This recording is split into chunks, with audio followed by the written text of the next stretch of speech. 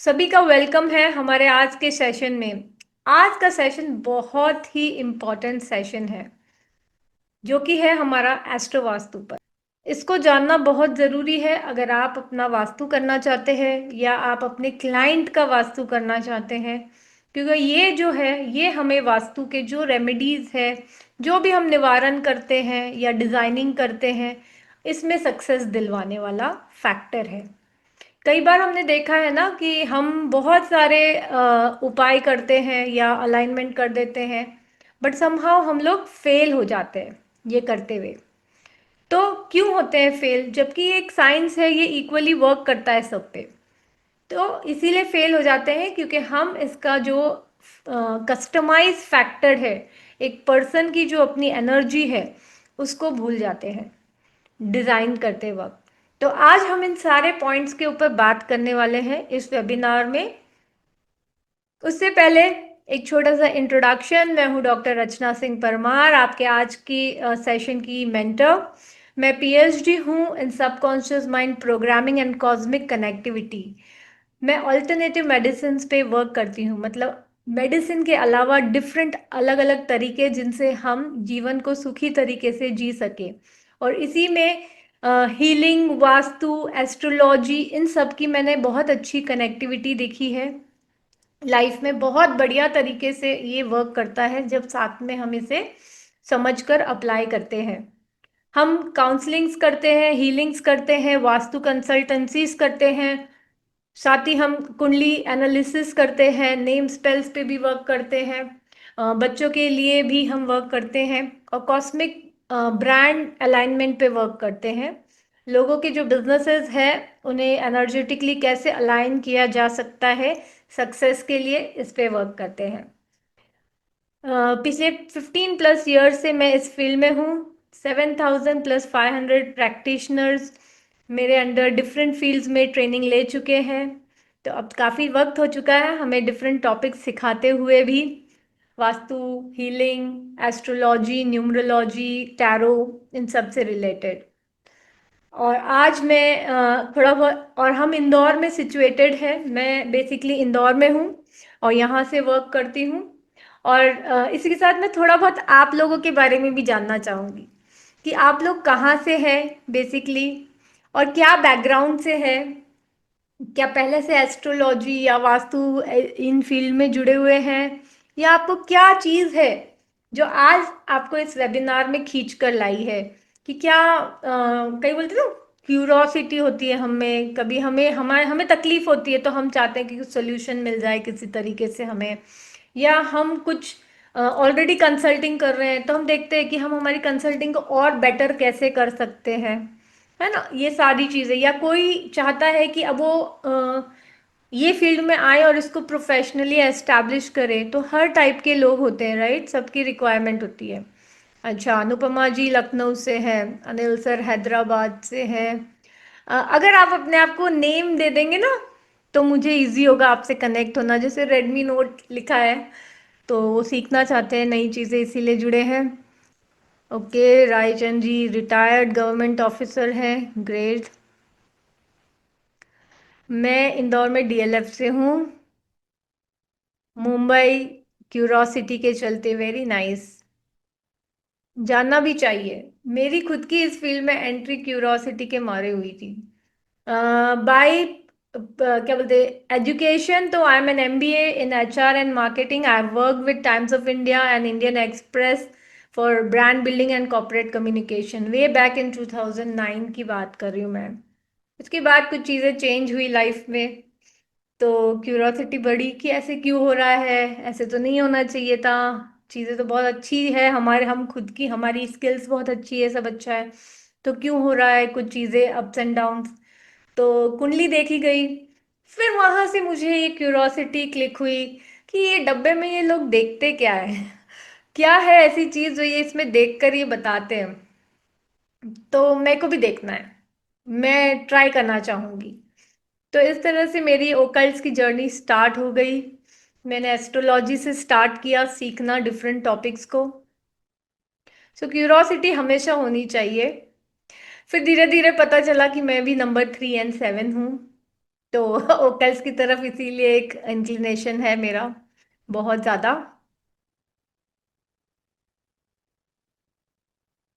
Great healer हैं, retired people भी हैं। रिटायर्ड लोगों के लिए बहुत अच्छा प्रोफेशन है, फीमेल्स के लिए भी बहुत अच्छा प्रोफेशन है, और जो प्रोफेशनल ऑलरेडी वर्किंग है, चाहते हैं कि साइड बिजनेस करें, सेकंड इनकम सोर्स जनरेट करें, उसके लिए भी ये बहुत अच्छा इनकम है, और खुद के वेलबींग के लिए भी बहुत इम्पोर्टेंट फील्ड है। ग्रेट ग्रेट, सभी बहुत अलग अलग जगह से हैं, so it feels very very happy to see all of you and welcome. चलिए, ग्रेट, इंदौर से भी बहुत लोग हैं, अच्छा लगा। हम सब मिलके इंदौर का नाम भी रोशन करेंगे, फिर भारत का नाम भी रोशन करेंगे, क्योंकि भारत कहीं ना कहीं विश्व गुरु है, रह चुका है। अब हम उसका फायदा अभी नहीं ले पा रहे हैं, दो, क्योंकि अभी हमें बहुत सारी ज्ञान की चीजों को साइंस के फॉर्म में सीखना बाकी है। देखिए, हम सब वास्तु एस्ट्रोलॉजी जादू की तरह हमारे सामने पोर्ट्रे किया गया है, खुद मैंने कई बार देखा है, लोग सोचते हैं, आपको दे नहीं रही हूँ मैम, कुछ दे दो, कुछ जादू कर दो, कुछ किसी तरह से। तो इससे ज्यादा जरूरी है कि अब हम साइंस को एम्ब्रेस करें। तो हम आज जो डिस्कस करेंगे, मेरे सभी वेबिनार्स टोटली साइंस बेस्ड होते हैं, सभी चीजों को साइंस से कनेक्ट किया जाता है। अब आप सबके जो भी क्वेश्चंस रहेंगे, आप चैट बॉक्स में लिख सकते हैं, ठीक है। अगर वो फ्लो में बैठ रहे होंगे तो मैं उन्हें तभी ही एड्रेस कर दूंगी, otherwise at the end of the webinar हर एक को मौका मिलेगा, आप तब वर्चुअल हैंड रेज करके अपना क्वेश्चन पूछ सकते हैं। So I will be answering your questions. So let us begin with our today's main topic, that is astro vastu. अब ये टॉपिक है क्या, बेसिकली हम समझते हैं पहले तो वास्तु क्या है। वास्तु, हम सोचते आए हैं कि आज तक कि सिर्फ ये एक डायरेक्शनल एनर्जी के हिसाब से चीजों को अलाइन करना है, बट वास्तु जो है ना, ये बहुत ज्यादा है इससे। वास्तु क्या है? वास्तु हमारा बेसिकली सोर्स ऑफ एनर्जी है, अगर हम इसे सही तरीके से समझे। जितनी भी यूनिवर्स की एनर्जी है, कौन सी एनर्जी? पंच तत्व की एनर्जी। यत पिंडे तत् ब्रह्मांडे, तत् ब्रह्मांडे यत पिंडे, मतलब जो भी ब्रह्मांड में है वो मेरे भीतर भी है, और वही हमारी वास्तु में भी है। वास्तु यानी कोई भी जगह जो हम ऑक्यूपाई करते हैं, फिर चाहे कमर्शियल हो, चाहे हमारा घर हो, जो भी हम यूटिलाइज करने के लिए मार्क करते हैं कि ये मेरी जगह है, उसकी अपनी एनर्जी है, और उसका रिलेशन डायरेक्टली हमारी एनर्जी के साथ होता है। जो उस भूमि पे वास करता है, उसके साथ उस एनर्जी का डायरेक्ट कनेक्शन होता है। तो जो कमी मुझ में है वो मेरे वास्तु में है, जो वास्तु में है वो मुझ में भी आएगी। इसीलिए हमें इन दोनों को इन सिंक वर्क करना जरूरी होता है, तभी वास्तु बहुत इंपॉर्टेंट फैक्टर है। मैंने जब एस्ट्रोलॉजी स्टार्ट किया था तो देखा कि जो फंडामेंटल जो अपने उपाय होते हैं, जैसे मंत्र है, जेमस्टोन्स है, दे आर टाइम कंज्यूमिंग। तो लोगों को ना बहुत ज़्यादा पेशेंस नहीं रहता है। तो उस हिसाब से जब मैंने और सर्च करने की कोशिश की, तो वास्तु और एस्ट्रो में जो कनेक्शन है ना, उसके चलते आप देख सकते हैं कि वास्तु से बहुत आसानी से बहुत सारे आपके जो कुंडली के दोष हैं वो भी सॉल्व हो जाते हैं, क्योंकि ये इंटरकनेक्टेड है। और आज थ्रू आउट द सेशन हम इस इंटरकनेक्शन पे बात करने वाले हैं, और क्यों इम्पॉर्टेंट है वास्तु करते वक्त इन एस्ट्रोलॉजिकल फैक्टर्स को जानना, इसको भी देखने वाले हैं। तो vastu is basically vital source है, जो हम तक हमारे 5 एलिमेंट्स की एनर्जी को पहुंचाता है, और उसे सही से अलाइन करने से हम हमारे भीतर के जितने भी इम्बैलेंस है, इनको बैलेंस में ला सकते हैं, एंड वाइस वर्सा, दोनों ही चीजें। अब एस्ट्रोवास्तु, एस्ट्रोवास्तु क्या है? वास्तु जो कि हम करते हैं किसी भी पर्टिकुलर पर्सन के कुंडली के एस्ट्रोलॉजी के आधार पर, उसे हम कहेंगे एस्ट्रोवास्तु। एस्ट्रोवास्तु का सबसे पहला यूटिलाइजेशन कहाँ से चालू होता है? वो है इंटीरियर प्लानिंग से। फिर ओरिएंटेशंस पे भी एस्ट्रोवास्तु बहुत जरूरी होता है। मुहूर्त जिसका तो हमने पूरा पूरा सेशन ले लिया था, उसमें भी हमारी एस्ट्रोलॉजी का पूरा इम्पैक्ट है। और हमारे वास्तु दोष को निवारण करने में भी एस्ट्रोलॉजी का बहुत बड़ा हाथ होता है। देखो कई बार हमने देखा है ना, खूब सारे दोष होते हैं।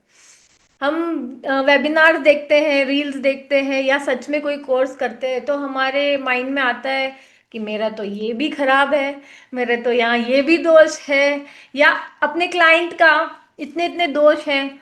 अब मैं किस किस का निवारण कराऊं, किस किस का निवारण करें? इतना पैसा नहीं हो सकता है हर एक के पास कि वो इस निवारण में ही लगा दे टोटली।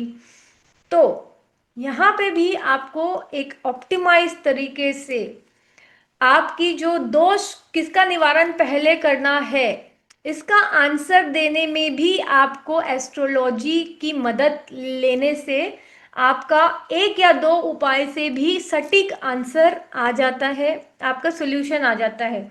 तो अगर आप अपने क्लाइंट के साथ में एक कनेक्ट भी अच्छा बन जाता, देखिए जब आप सोल्यूशन सही देंगे, कम उसका इनपुट लगवा के, और एकदम जो एक या दो उपाय करा रहे हैं उससे एक्यूरेट उसको आंसर मिल जाएगा, तो ऑब्वियस सी बात है आपका कनेक्ट बनेगा, वो आपका life long source of income भी बनेगा, क्योंकि उसे पता है कि आपको काम आता है। और अगर आपको ये तरीके से इस एक्सपर्टीज से अपने क्लाइंट्स देखने हैं, या खुद का घर भी हम करें, तो हम एक्सपर्टीज से करें ना, हम क्यों हाफ कुक नॉलेज के साथ करें, राइट? यही मैंने एक फर्क देखा है, जो मैंने अ, अमीरों में और मिडिल क्लास में देखा है। मैंने अमीरों को देखा है, they don't think about money first, they think, उनके अंदर जो मेन एनर्जी होती है वो ये होती है कि मुझे बेस्ट चाहिए, चाहे जो भी हो, I want best for my self, फिर उसका कॉस्ट कुछ भी होने दो, I will make that available. तो ये डिफरेंस होता है। मिडिल क्लास इंसान क्या सोचता है, वो सोच सोच के अरे मैं इसमें खर्चा करूं क्या, वो खर्चा सोचता है उसको, और वो लोग उसको इन्वेस्टमेंट सोचते हैं अपने लिए। इसीलिए बड़े बड़े लोग जब घर लेते हैं, तो वो पहले से ही सारे एक्सपर्ट वास्तु कंसल्टेंट को लेकर वास्तु करवा के चलते हैं। सभी बड़े बड़े व्यापारी, आप जाके चेक कर सकते हैं, और सफल जॉब में भी जो बड़े बड़े पोजीशन थे, सभी वास्तु पहले से ही करवाते हैं, प्रॉपर्टी सिलेक्ट करने के साथ चालू करते हुए। सो इतना इम्पोर्टेंट रोल प्ले करता है वास्तु, और हमें इसको अभी और थोड़ा सा एस्ट्रोलॉजिकल बेसिस पे सीखना जरूरी है, ताकि हम प्रीमियम अपने लिए ले पाए, और साथ ही अपने क्लाइंट को भी प्रीमियम दे सके। तो पहले समझते, सबसे पहला रोल समझते इंटीरियर वास्तु। देखिए आजकल हम सब इंटीरियर कराते हैं, ये बताइए कि हम इंटीरियर क्यों करवाते हैं? मेरा आप सबसे एक क्वेश्चन है, व्हाट इज द रीजन कि हम इंटीरियर करवाते हैं अपने घर का? आजकल तो सब लोग के ऊपर, सब लोगों का एम्फोसिस है, जिसके पास थोड़ा बहुत भी बजट है वो प्रॉपर अच्छा कुछ, कम से कम किचन तो मॉड्यूलर वगैरह बना ही लेता है। तो क्या रीजन है कि हम इंटीरियर करवाते हैं? Beautiful home, okay. देखिए हम जितना इंटरेक्ट करेंगे ना, जितना एनर्जी आएगी उतनी एनर्जी जाएगी भी, बहुत सारे राज एक्स्ट्रा मिल सकते हैं डेकोरेट करने के लिए, फील गुड फैक्टर के लिए, ऑर्गेनाइज लगे, अच्छा लगे, आप अपनी स्पेस को यूटिलाइज कर सके, राइट, कंफर्ट के लिए। बट पता है सबसे बड़ा रीजन क्या होना चाहिए? वो है अपनी एनर्जीज को अलाइन करने का, अपने पोटेंशियल को हाईएस्ट लेवल पर ले जाने का, एक्सप्लोर करने की मदद करता है इंटीरियर, अगर हम उसे बैलेंस करें सही तरीके से। तो सिर्फ कुछ पिक्चर लगा दिया आपने, पता चला गलत ही लगा दी इंटीरियर से, तो उसमें क्या होता है बेसिकली, वो चित्र का प्रभाव आपके चित्त पर होता है। आपने देखा होगा पहले बहुत सारे से कटी मुंडी वाले फोटो लगाते थे, कुछ फोटो फ्रेम्स वगैरह काफी सारी होती थी। उस टाइम पे आपने देखा होगा, देखा है कि लोगों को बहुत सारे डिस्कम्फर्ट्स फेस करने पड़े हैं। तो बहुत सारी चीजों का असर होता है, हमने गलत जोन में लगा दिया, सूरज का आपने पिक्चर लगा दिया वेस्ट में जाकर, आपको नहीं पता, आपने तो एक पेंटिंग लगाई है अपने हिसाब से, बढ़िया सुंदर दिखने वाली पेंटिंग लगाई है, बट वो पेंटिंग अब आपको नुकसान कर रही है क्योंकि आपने उसको गलत जोन में लगाया है। इसी को हम उठा के ईस्ट में रख ले तो ये हमारे फायदे की हो जाएगी। इसीलिए इंटीरियर शुड बी, उसका पहला मोटिव होना चाहिए हमारी जो एनर्जीज है इसको, हमारे ट्रू पोटेंशियल को एक्सप्लोर करने में हेल्प करे। उसके थ्रू हम अगर कोई दोष है तो निवारण कर सके, और उसके थ्रू कोई पॉजिटिव हमारे अंदर है गुण तो वो भी हम एनहांस कर सके। इसीलिए इंटीरियर करना चाहिए, क्योंकि चित्र का प्रभाव हमारे चित्त पर होता है। जितनी भी चीजें हमारे आजू बाजू हैं उन सब का हम पे प्रभाव हो रहा है। कहते हैं ना, हम लोग क्लटर्ड रखते हैं घर पूरा, तो क्या होगा, आपकी मानसिक परिस्थिति भी क्लटर रहेगी। इसीलिए आपने देखा होगा, कभी देखा है कोई बहुत अच्छे घर के लोग हैं और उनका घर एकदम ऐसे ही क्लटर्ड पड़ा है? होता ही नहीं है। आप जाके देखो, एक निशानी है कि वो ऑर्गेनाइज्ड है, उनको अपनी मेंटल क्लैरिटी है चीजों की, है ना। तो हमें सबको इसीलिए इंटीरियर वास्तु करना चाहिए, ताकि हम तो इंटीरियर जो सुंदरता है उसका तो हम फायदा उठाएं, प्लस वो हमारे एनर्जीज को और एक्सप्लोर करने में मदद करे। तो बेसिकली इंटीरियर में हम क्या करते हैं, सभी नौ ग्रहों की ऊर्जा इसको नोट में लाते हैं और उसके बेसिस पे वर्क करते हैं। 5 एलिमेंट्स जो है हमारे, उस पे वर्क करते हैं।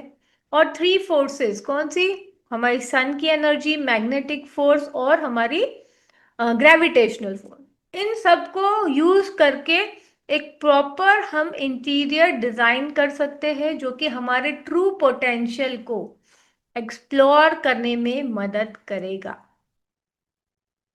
अब आपने देखा है कई बार कि हमारे कुंडली में तो बहुत सारे अच्छे अच्छे ग्रह होते हैं, है ना, बट वो फ्रक्टिफाई नहीं हो रहे होते।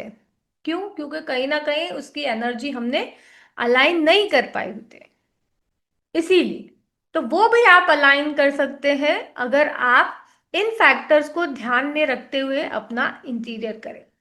अब इससे हम और एक लेवल आगे आते हैं, हम बात करते हैं कस्टमाइज इंटीरियर करने की। हम सिर्फ जेनरिक प्लानिटरी एनर्जी एलिमेंट्स की बात नहीं कर रहे, हम बात करेंगे किसकी, कि मेरे लिए या मेरे क्लाइंट के लिए वो किस तत्व का व्यक्ति है, उसके अंदर क्या गुण है, क्या दुर्गुण है।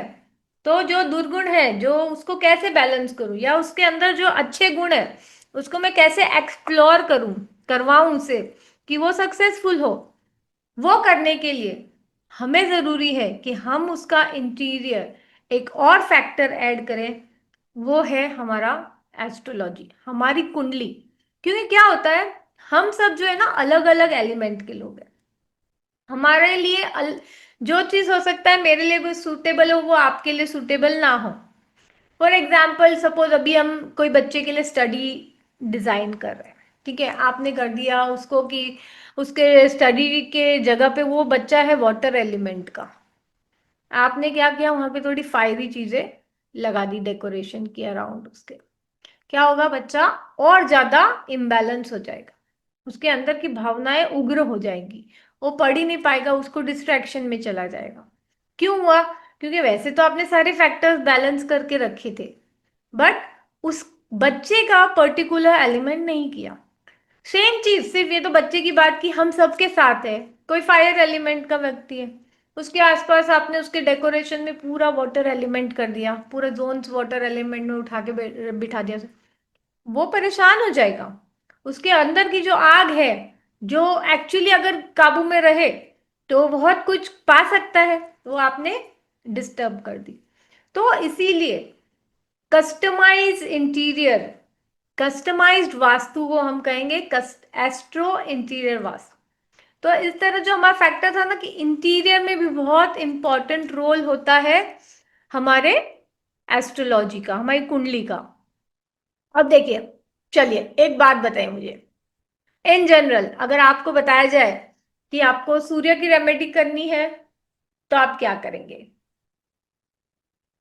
वास्तु में सूर्य की रेमेडी करनी है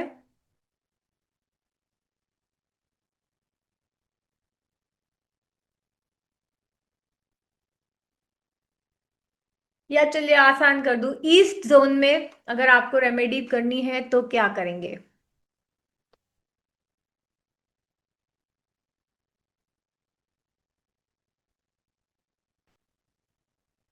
खान की फोटो लगाएंगे। परफेक्ट।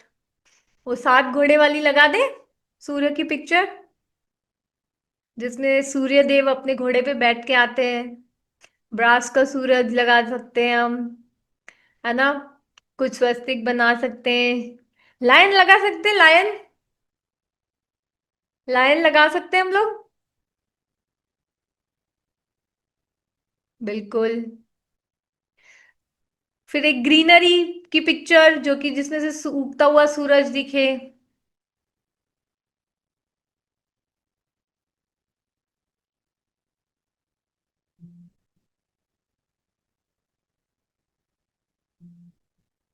देखिए, आप सबको काफी कुछ पता है ना। अब मैं बताऊंगी आपको एक, ये लगाना आपके लिए हानिकारक भी हो सकता है।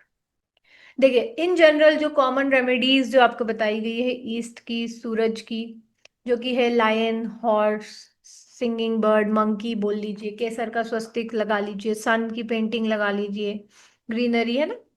ये सारी आपके लिए भारी पड़ सकती है अगर आपका या आपके क्लाइंट का सूरज कमजोर है। क्योंकि इस जोन में जिसकी एनर्जी आती है वो है सन।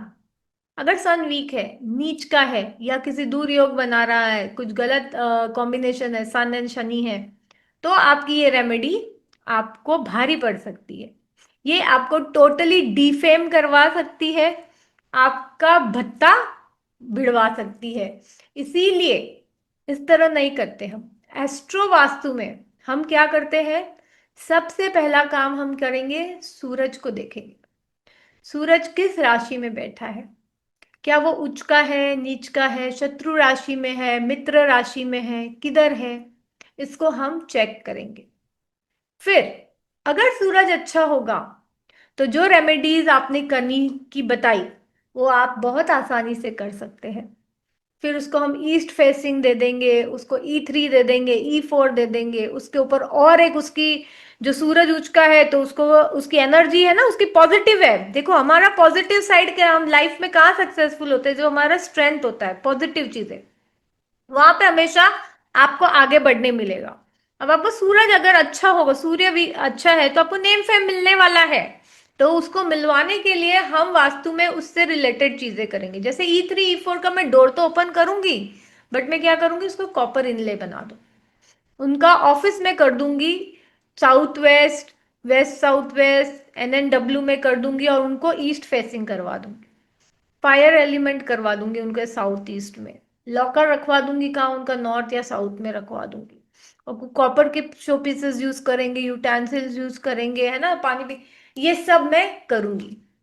क्यों? क्योंकि मुझे उसकी एनर्जी को एक्टिवेट करना है। क्योंकि जैसे ही मेरे सूरज की एनर्जी एक्टिवेट होगी तो मैं बनी एडमिनिस्ट्रेशन के लिए हूँ, बनी नेम फेम के लिए हूँ, तो मुझे वो मिल जाएगी, मेरे हर्डल्स हट जाएंगे। बट अगर मेरा सूरज बैड कॉम्बिनेशन में है और मैं वो सारी चीजें करूं, तो मुझे क्या होगा? Losses, name fame losses. देखो, जो कमजोरी है उसकी तरफ आप जाओगे तो डेफिनेटली आप जीवन में कभी बहुत एक्सेप्शनल ग्रोथ नहीं कर पाने वाले, और हो सकता है वो आपको कंप्लीटली नुकसान दे दे। क्योंकि जीतते हम कहाँ हैं? हमेशा अपनी स्ट्रेंथ पे, और वो स्ट्रेंथ आपको कहाँ से देखने मिलेगी? आपके एस्ट्रोलॉजी से, अपनी कुंडली से। इसीलिए बहुत इंपॉर्टेंट है कि हम कुंडली को चेक करें। गलत उपाय करने से क्या होगा? अब मुझे नुकसान हो जाएगा ईस्ट फेसिंग करने से। वही E3 E4 का दरवाजा मेरे लिए टेंशन बन जाएगा। शनि के साथ है तो कंप्लीट लॉस है, समझो मेरा। तो इसीलिए एस्ट्रोलॉजी देखना बहुत बहुत जरूरी है हमारे इंटीरियर में भी। उससे जुड़ी हुई चीजें लगाना, कलर यूज करना, आर्टिफैक्ट्स यूज करना, सिंबल्स यूज करना, कौन से ग्रह का यूज करना भी चाहिए या नहीं करना चाहिए, वो उसकी कुंडली को देखकर ही करना चाहिए। वरना हम एक मामूली से वास्तु कंसल्टेंट बन के रह जाएंगे, या हमारा घर का वास्तु एक बहुत ही आम तरीके से हो जाएगा, जिसमें फेलियर के भी इक्वल चांसेस है। तुक्के से चल रहे हैं, क्यों? क्योंकि हमें अभी गारंटी नहीं है, हमने जब तक एस्ट्रोलॉजी नहीं देखी है गारंटी नहीं मिलती है। तो इस तरह से हम सभी ग्रहों पे वर्क करते हैं और इंटीरियर को देखते हैं।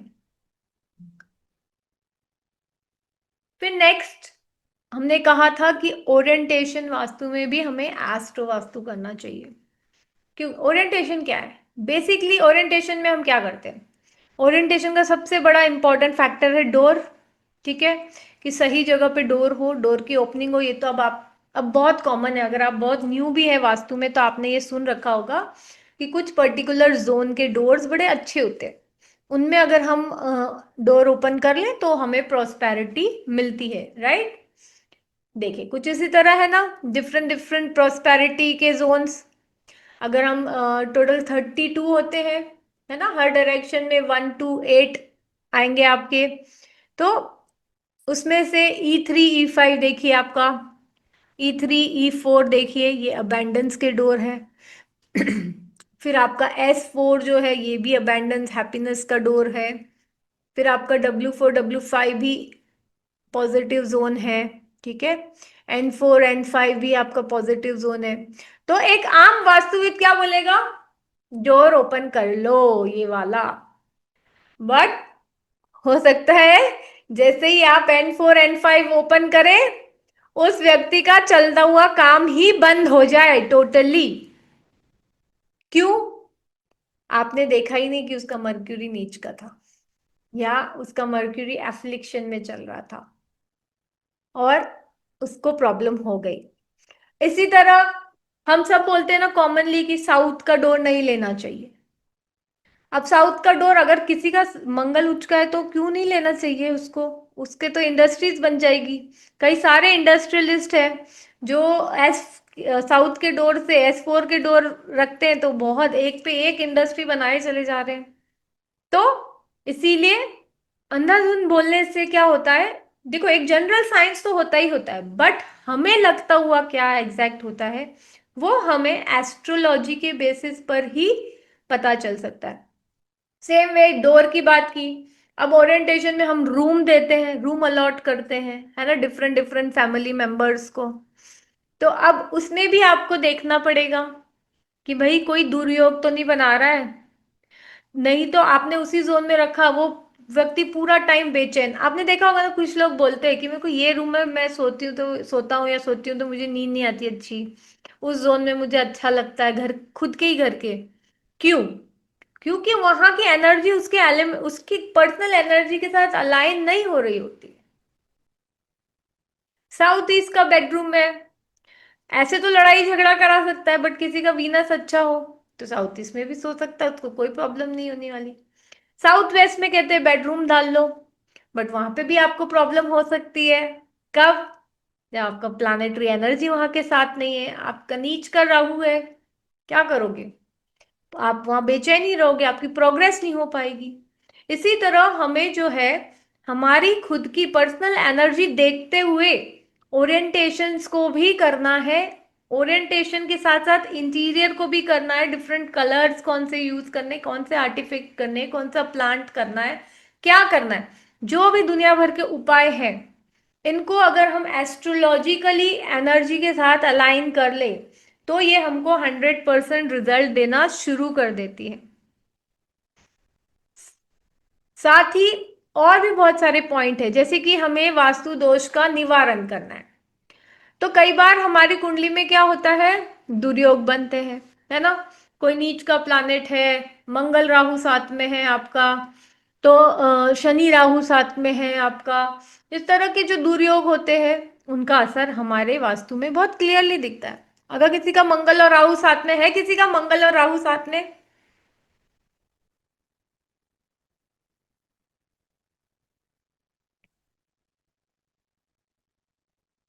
जहां भी मंगल और राहु साथ में होगा आप देखेंगे उस पर्टिकुलर जोन में उस व्यक्ति के घर में कोई ना कोई वास्तु दोष जरूर होगा, या फिर वहां से आगजनी घटना होने के पूरे चांसेस है।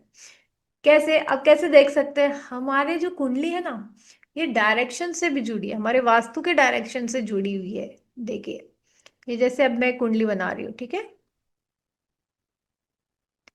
अभी थोड़ा डायग्राम को आप भावनाओं से देखना, क्योंकि थोड़ा वो मैं हाथ से बना रही हूँ इसलिए थोड़ी खराब आ रही है, बट स्टिल मैसेज को कन्वे करते हुए समझिएगा।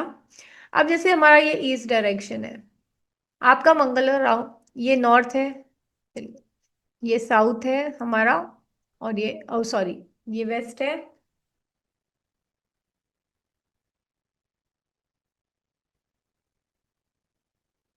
ये वेस्ट है, और ये साउथ है, ठीक है। अब मेरा मंगल है यहाँ पे ईस्ट में, मंगल प्लस राहु अगर किसी का, तो आते ही उसके ईस्ट के जोन में जरूर से कुछ ना कुछ इश्यू होगा, या तो फिर टॉयलेट ही हो जाएगा वहां पे, तो उनको नेम फेम में प्रॉब्लम आती हुई दिखेगी आपको, कुछ ना कुछ होगा। या कई बार ये आगजनी घटनाएं भी करवा देता है। और कब करवाएगा? कई बार लोग कहते हैं ना, अरे हमारे पास तो ये दोष बहुत जमाने से है, हम तो यहाँ बहुत सालों से जी रहे हैं बट नहीं हुआ, क्योंकि अभी उसकी दशा एक्टिवेट नहीं हुई है। जब उसकी दशा एक्टिवेट होगी तब आपको पता चलेगा कि इम्पैक्ट क्या होता है। इसी तरह नीच के प्लैनेट जो होते हैं वो हमें नेगेटिव इफेक्ट देते हैं, कि क्योंकि वो नेगेटिव इसलिए है क्योंकि वीक है ना, हमारी कुंडली का वो कमजोर हिस्सा है, ठीक है। देखिए, और साथ ही साथ ना आपको जो भी कुंडली में प्लैनेट्स है उसका असर आपको बहुत क्लियरली दिखेगा। ये देखिए, ये हम लोगों ने लिया एक लेआउट, अगर बहुत रफली देखेंगे ना तो आप देखिए, आपको ये दिख रहा है, ये सारा जोन कट है,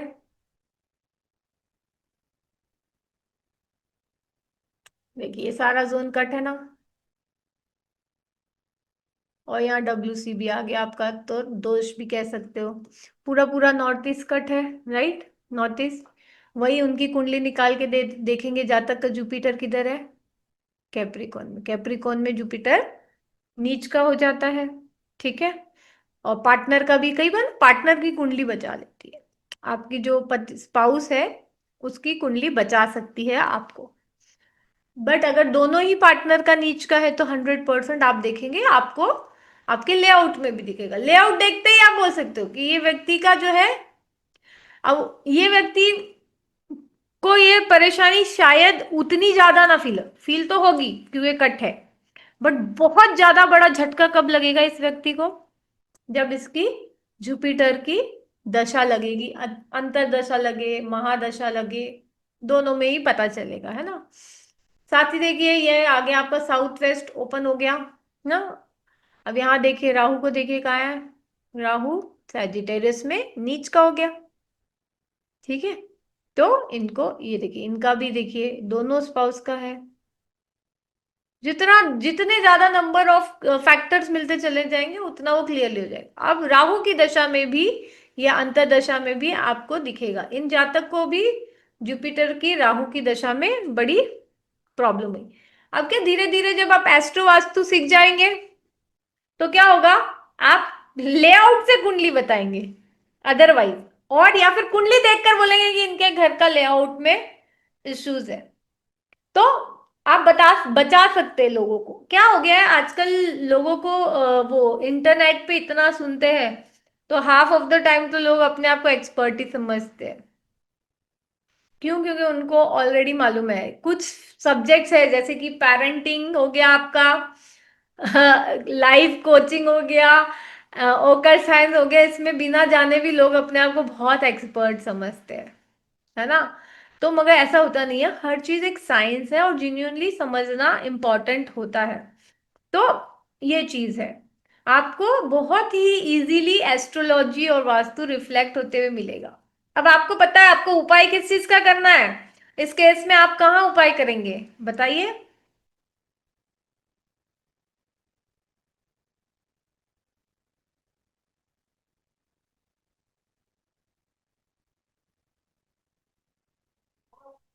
सीधा pin point, north east, Jupiter, Rahu, इनका उपाय कर दीजिए, आपका काम सॉल्व। देखिए, किसी ने नॉर्थ लिखा ना, बट मैं बताऊं आपको, नॉर्थ का टॉयलेट भी इतना नुकसान नहीं देगा जितना नॉर्थ ईस्ट का कट देगा। क्यों? जुपिटर की दशा में या राहु की दशा में। नॉर्थ का टॉयलेट कब ज्यादा असर कर रहा होगा? जब उनका मर्क्यूरी से रिलेटेड आएगा, 100% क्लियर क्लियर रिजल्ट देगा आपको। ठीक है। और कुंडली में हमारे जरूरी नहीं है कि हमेशा दुर्योग ही होता है, हमेशा कुंडली विचारी नहीं होती, कुंडली में बहुत अच्छे अच्छे योग होते हैं। गज केसरी योग है, किसी का चंद्र सूरज सब प्लैनेट उच्च के भी हो सकते हैं, बड़े पॉजिटिव कॉम्बिनेशंस बन सकते हैं। तो उनको भी हमें एक्टिवेट करना है। उन्हें भी हम बहुत आसानी से, अगर हम सही इंटीरियर करें, सही ओरिएंटेशंस करें, व्यक्ति की प्लेसमेंट सही जगह पे कर दे अलाइन, तो बहुत आसानी से हमको मिल सकता है। कई बार ये भी होता है कि हम क्या कहते हैं, कर ही नहीं पाते। देखिए जैसे ये वाली कुंडली दिखाओ, इसमें ये कुंडली में व्यक्ति ठीक करा, देखिए यहाँ पहले कुंडली को देखिए, इसमें यहाँ देखिए सन का है, मंगल का है, एरीज में 10th हाउस, दोनों बली है, वहां पे बली भी है और साइन भी अच्छे है। सन है, मार्स है, तो क्या होना चाहिए था ये व्यक्ति का? Confidence level very good, administrative skills very good. But है क्या? ये व्यक्ति लड़खड़ा रहा है, उसको लग रहा है कि नहीं मैं अच्छा नहीं कर पा रहा हूं। क्यों ऐसा लग रहा है उसको? क्योंकि ये देखिए यहाँ स्टेयरकेस दिख रही है आपको, ईस्ट के जोन में, ईस्ट और नॉर्थ ईस्ट के जोन में, ये स्टेयरकेस इसको प्रॉब्लम दे रही। ईस्ट किसका है? सन का है ना, ये यहाँ पे इसको प्रॉब्लम दे रही। इसीलिए ये अपनी ट्रू पोटेंशियल को, योग तो अच्छा है बट उसको एक्सप्लोर नहीं कर पा रहा है ये व्यक्ति। तो इसी तरह से अगर हम समझ जाए एस्ट्रोलॉजिकली, तो बहुत सारी चीजों का सॉल्यूशन पॉसिबल है। हम अपने बेस्ट क्या बोलते हैं, ट्रू पोटेंशियल को एक्सप्लोर करें, और हर किसी में कोई ना कोई बहुत बढ़िया गुण होता है, छुपा बैठा है। आप में से किसी कितनों को लगता है कि नहीं आप में कोई स्पेशल गुण तो है सही?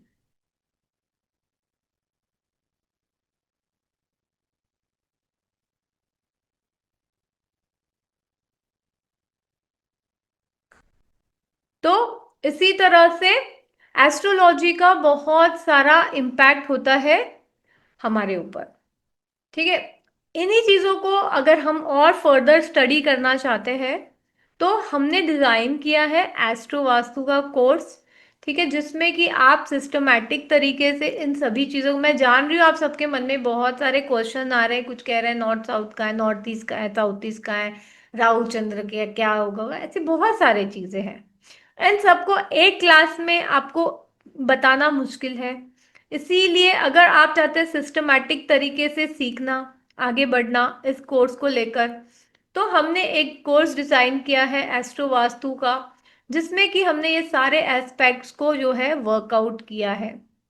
Complete customise astro vastu programme, जिसमें कि हम कंप्लीट इंटीरियर प्लानिंग, है ना। अब इंटीरियर मैं बोल रही हूँ तो आप में से कुछ लोग जो नए हैं वो कंफ्यूज है, इंटीरियर में सब कुछ आ जाता है कि कौन सी चीज कहाँ रखेगी, कौन से कलर की रखेंगी, कौन से सिंबल लगेंगे, कौन सा आर्टिफैक्ट लगेगा, ये सब उसमें कवर होगा प्लैनेट वाइज। बट यहाँ पे एक तड़के के साथ लगेगा, वो है एस्ट्रोलॉजी, कि कौन से एस्ट्रोलॉजिकल कंडीशंस में क्या क्या लग सकता है और क्या नहीं लग सकता है। इसके साथ फिर ओरिएंटेशन, कि कौन सा रूम किसको कहाँ देना है, क्या होनी चाहिए उसकी पोजीशनिंग, ये सारी चीजें हम देखेंगे एस्ट्रोलॉजी की लाइट में।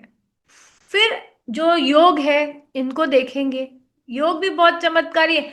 देखो अगर आप लैंड की एनर्जी तक बता सकते हो देखकर कि कैसी एनर्जी है लैंड की, अगर 4th हाउस की चीजें देख लो, इस तरह बहुत सारी चीजें आपको देखनी पड़ेगी, जिससे आप सिर्फ कुंडली देखकर भी बता दोगे, और उसका इलाज क्या करना है वो भी बन जाएगा आपका। तो इसीलिए हम क्या करने वाले हैं, हम पढ़ने वाले हैं पहले फंडामेंटल, है ना, चीजों को समझेंगे कि एनर्जीज कैसे फ्लो होती है। हम डायरेक्टली ये नहीं बोलेंगे यहाँ पे ये रख दो, यहाँ पे ये रख दो, यहाँ पे ये रख दो, नहीं, यहाँ पे ये क्यों रखो, व्हाट इज द साइंस, कि यहाँ पे ये नॉर्थ ईस्ट में पूजा रूम नॉर्थ ईस्ट में ही आ सकता है, क्यों, क्यों नहीं, क्यों वहां पे टॉयलेट आएगा तो प्रॉब्लम है। सारी चीजें विद रीजनिंग ही करेंगे हम। ठीक है, तो एलिमेंट्स देखेंगे, उसके हिसाब से यूनिवर्सल फोर्सेस जो वर्क करी है इन सबको देखेंगे। फिर हम एस्ट्रो पे वर्क करेंगे। मैं जानती हूँ आप में से काफी सारे लोगों को एस्ट्रोलॉजी शायद ना भी आता हो। कोई बात नहीं, आपको वास्तु के लिए जितनी एस्ट्रोलॉजी आनी चाहिए उतनी एस्ट्रोलॉजी आपको सिखाई जाएगी ड्यूरिंग द कोर्स। ठीक है। एंड बिलीव मी, बहुत ही आसानी से आप बहुत सारा सीख जाएंगे। क्योंकि अगर सिंपली अगर कोई ज्ञान दे दे ना तो इतना टफ नहीं है। जब घुमाते हैं डराते हैं तो फिर चीजें गड़बड़ होती है। ठीक है। तो ये चीजें हम देखेंगे। फिर हम देखने वाले हैं, हाँ, कुंडली के डिफरेंट कॉन्सेप्ट भी देखेंगे। आप कंबस्ट क्या है, डेबिलिटेटेड क्या है, एग्जाल्टेड, जितना हमें वास्तु के इफेक्ट से देखना है। और एस्ट्रो के हिसाब से फिर हम करेंगे, ओरिएंटेशन करेंगे कि कौन सी चीज कहाँ रखें, कैसे रखें, हम क्या मेटल यूज करें, क्या मटेरियल यूज करें, किस तरह का स्टोन, क्या बिल्डिंग मटेरियल हो सकता है। आपको आश्चर्य होगा बट हमारे जो घरों में जो मेटल, कौन सा घर बनाने में कौन सा मेटल यूज होता है बताइए।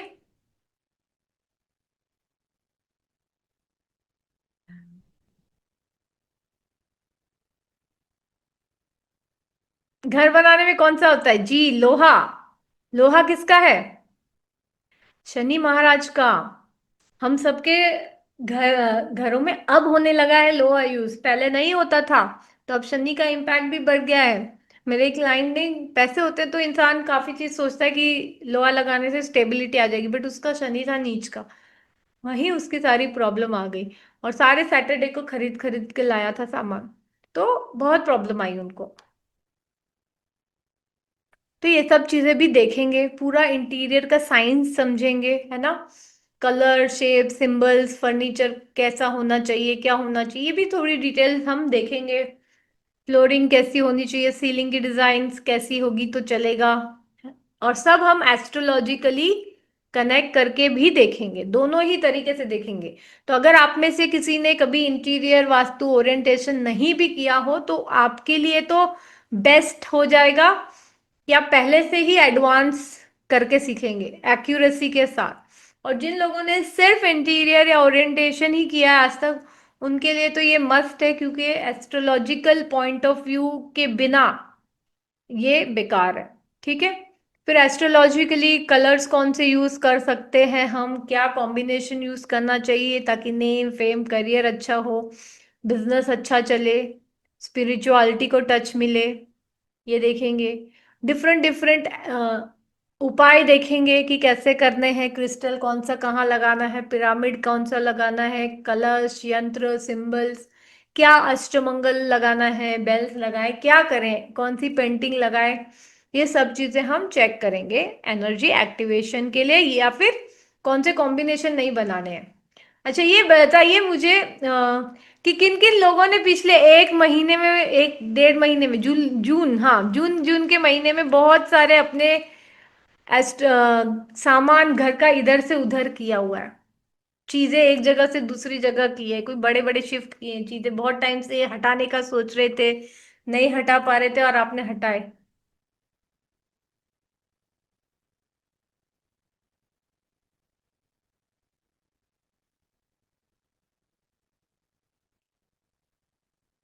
जुपिटर का गोचर हुआ है ना। बड़े प्लैनेट्स का गोचर होता है तो उनसे रिलेटेड जो चीजें हैं उसको हम जरूर से मूव करते हैं। कोई भी बड़े प्लैनेट, शनि का, जुपिटर का, ये तो आपको बहुत क्लियरली दिख जाएगा, जो बहुत टाइम से आप सोच रहे थे नहीं कर पा रहे थे। क्योंकि जुपिटर अब आपके घर की राशि भी चेंज किया है तो घर भी चेंज हो गया ना उसका। सपोज अगर वो फिफ्थ हाउस में था तो सिक्स्थ में चला गया आपका। तो इस तरह से चेंज आएगा। तो एस्ट्रोलॉजी इतना इम्पैक्ट रखती है। हर प्लैनेट की चीजें भी होती है, उन पे भी इम्पैक्ट होता है। ठीक है। अब आपका प्लान देखिए, प्लैनेट्स का रियल एनर्जी लेने का सबसे आसान, सबसे बढ़िया तरीका है प्लांट्स। बट कौन से प्लांट्स लगाने हैं, किस डायरेक्शन में लगाने हैं, किस तरीके से लगाने हैं, ये सब चीजों को हम देखेंगे ताकि हम प्लांट की पॉजिटिव एनर्जी ले सके। और ये सब एस्ट्रोलॉजिकली देखेंगे। प्लैनेट का different relationship, direction, element, colour, metal, कौन सा चल जाएगा कौन सा नहीं चलेगा, इन सब चीजों को हम देखेंगे।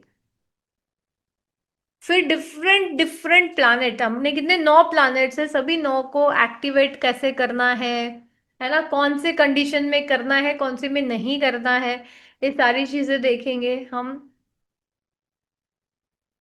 हम सीखने वाले फिर एनर्जी, लैंड एनर्जी पे क्या इम्पैक्ट होगा एस्ट्रोलॉजिकली, प्रॉपर्टी सिलेक्शन में हमें कौन सी टाइप की प्रॉपर्टी सिलेक्ट करनी चाहिए, अगर आपका कोई पर्टिकुलर एलिमेंट है, हम सब एक एलिमेंट के हैं, तो हमारे लिए कौन सी सूटेबल रहेगी, वो प्रॉपर्टी ले हम, वो फेसिंग वाली प्रॉपर्टी ले, या कौन सा डायरेक्शन हमारे सूटेबल है कि हम वहां रहें और हम काम करें तो हमारे लिए सक्सेस आएगा, है ना। तो ये सारी चीजें कौन सी कॉम्बिनेशंस है जो प्रॉपर्टी डिस्प्यूट खड़े करने वाले हैं, तो ये चीजें हम देखने वाले हैं। डिफरेंट डिफरेंट योग देखेंगे, पॉजिटिव नेगेटिव सारे देखेंगे, है ना। कैसे वर्क करते हैं और इनसे कैसे बच, अगर नेगेटिव है तो कैसे बचना है, पॉजिटिव है तो उनको कैसे एक्टिवेट करना है अपने कुंडली में, ये देखेंगे। तो सारा एक्टिवेशन सुयोग का, एग्जाल्टेड डेबिलिटेटेड प्लैनेट सबका देखेंगे, एंड उसको कैसे एक्टिव करना है, करेक्शंस अगर ऑलरेडी है तो करेक्शन कैसे करेंगे, कई बार हम रख देते हैं चीजें उस हिसाब से, देखिए जो भी हमारा, हमारी कुंडली है ना वैसा हमारा स्वभाव हो जाता है, तो हम वही चीजें ऑटोमेटिकली करते हैं, तो इनसे हमें बचना है, तो इसे भी हम स्टडी करेंगे, फिर पूरा हम प्रैक्टिकली स्टडी करेंगे कि कैसे अगर किसी पर्टिकुलर व्यक्ति की कुंडली है तो क्या वास्तु प्लानिंग उसकी होनी चाहिए। हम सब एक दूसरे के कुंडलियों पे भी वर्क करेंगे आपस में मिलकर, सो वो हमारा लाइव एक प्रैक्टिकल हो जाएगा कि कैसे करना है, सॉल्व कैसे करना है, तो एक तरह से आप सबके जो खुद के वास्तु प्लानिंग है बेस्ड ऑन योर कुंडली, ये भी हम कंप्लीट करेंगे, या आपके कोई क्लाइंट्स के स्टडीज है तो उसे भी हम करने वाले हैं।